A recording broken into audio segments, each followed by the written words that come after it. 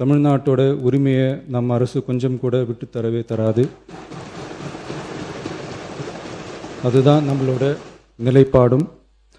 அதே நேரத்தில் கர்நாடகாவில் சில அணைகள் கட்ட ஆரம்பித்ததை பற்றியும் இதே அவையில் 1969 ஒரு விவாதம் நடந்திருக்கு. அப்போது நீர்வளத்துறை அமைச்சராக இருந்தது யார்?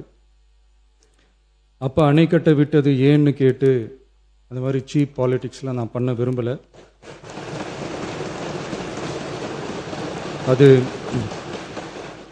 அது நம்ம நோக்கமும் இல்லை.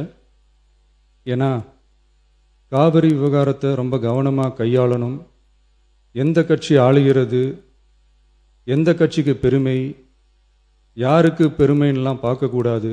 இது தமிழக மக்களுடைய பிரச்சனை அப்படின்னு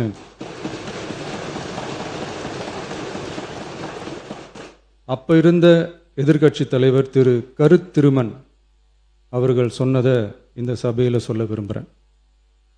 காவிரி பிரச்சனையில் சம்பந்தப்பட்ட 2 மாநிலங்களும் ஒன்றிய அரசும் உட்கார்ந்து முடிவெடுக்கணும்னு 1969 இந்த சபையில் பேசியிருக்கிறாங்க. அதுக்கப்புறம் நிலைமை வேறு மாதிரியெல்லாம் போயிடுச்சுன்னும் நம்ம எல்லாருக்குமே தெரிஞ்சது தான்.